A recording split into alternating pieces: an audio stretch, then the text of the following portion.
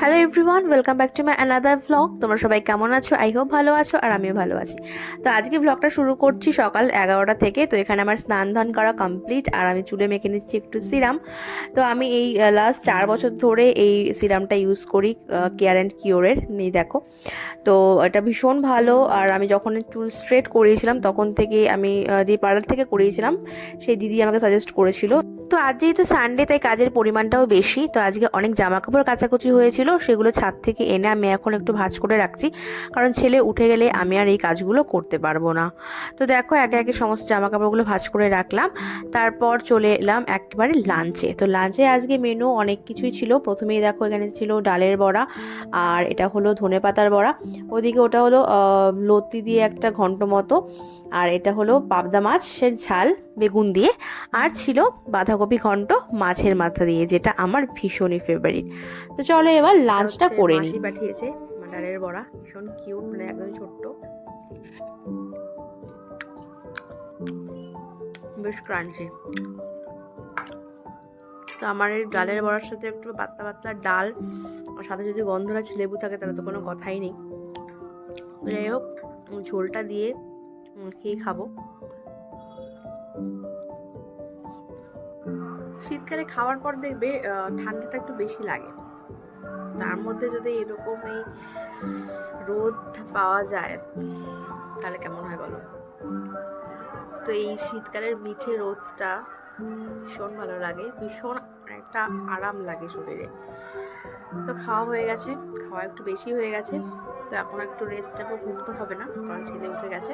তো ওর সাথে একটু সময় কাটাই, তারপরে একটু দেখি ঘুমানোর চেষ্টা করি, যদি ঘুমোতে পারি। তারপর তোমাদের সাথে আবার দেখা হচ্ছে সন্ধ্যেবেলা। তো চলো, টাটা। তোমরা তো সবাই জানো যে ভাত খাওয়ার পর আমার কিছু না কিছু একটা খেতেই হয়। তো একটা ছিল পেয়ারা, যেটা ভীষণই মানে বড় সাইজের। তো এই পেয়ারাটা খেয়ে নিলাম।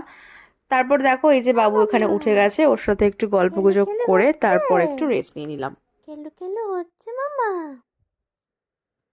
খেলু খেলু হচ্ছে। তোমার ড্রেস অ্যান্ড পিলো ম্যাচিং হয়ে গেছে। তুমি কি সেটা দেখেছো? তুমি কি সেটা দেখেছো মাম্মা? তো এই যে দেখো, হঠাৎ করে এই এনাদের আগমন হয়েছে।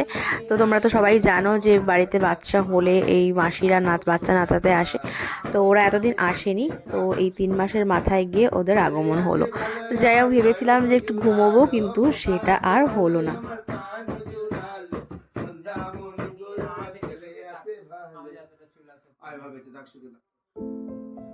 তো এবার ওরা চলে যাওয়ার পর মনটা একটু খারাপ খারাপই ছিল, কারণ ওরা তো বিশাল অ্যামাউন্ট চেয়ে বসেছিল। তো সেই অ্যামাউন্ট তো আর দেওয়া সম্ভব না। তো কিছুটা ওদের মানে মন রেখে আমরা দেওয়ার চেষ্টা করেছি আর কি। তো এরপর দেখো, আমি চলে এসেছি ডাইরেক্ট কিচেনে, কারণ একটু কিছু খেতে ইচ্ছে করছিল, খিদেও পেয়ে গেছিলো। তো ভাবলাম একটু চাউমিন আছে, তো সেটাই বানিয়ে খেয়ে নিই। তো আমার তো এটা ভীষণ ফেভারিট, এই সাদা সাদা চাউমিন। তো এখানে দেখো, ফুলকপি আর আলু কেটে নিয়েছি। তো একটু চাউমিন করে নিলাম, সাথে ছিল পেঁয়াজ আর বেশি বেশি করে ডিম ভুজি। তো এটা খেয়ে এবার আমি একটু বেরোবো আজকে শপিংয়ে। শপিং বলতে আমার কিছু ড্রেস কিনতে হবে, আর ছেলের জন্য স্যান্টা ক্লজের ড্রেস। যেহেতু আজকে ঠান্ডাটাও কম আছে, আর ক্রিসমাস তো চলেই এলো, তো সেজন্য ভাবলাম যে আজকে গিয়েই ড্রেসটা কিনে আনি। তো আমার ছেলের সাথে সাথে আরেকটা পুচকো রয়েছে, ওর জন্য আমি ড্রেস কিনতে গেছিলাম।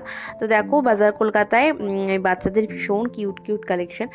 আর যদিও আমি ওর মন মতো পাচ্ছিলাম না, ভীষণই সাইজে বড় হচ্ছিল, কারণ ও মাত্র 1 মাসের, যার জন্য আমি ড্রেসটা কিনবো আর কি, যে পুচকুটার জন্য।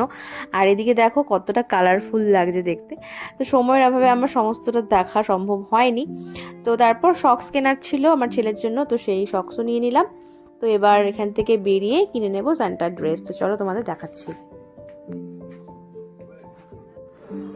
এই হলো সেই ড্রেস। তো এটার সাথে রয়েছে ব্যাগ আর টুপি, ভীষণ কিউট। আর এই হেয়ার ব্যান্ডটা নিয়ে নিয়েছি মাম্মের জন্য, মানে গুনগুনের জন্য। তো এছাড়া দেখো, এখানে বিভিন্ন ধরনের কিন্তু আরও কালেকশন ছিল, যেমন গিফটস, তারপর ট্রি, তারপর পেন্সিল, স্টার, মানে যা যা মানে ঘর সাজাতে থাকে আর কি, সমস্ত কিছুই ছিল।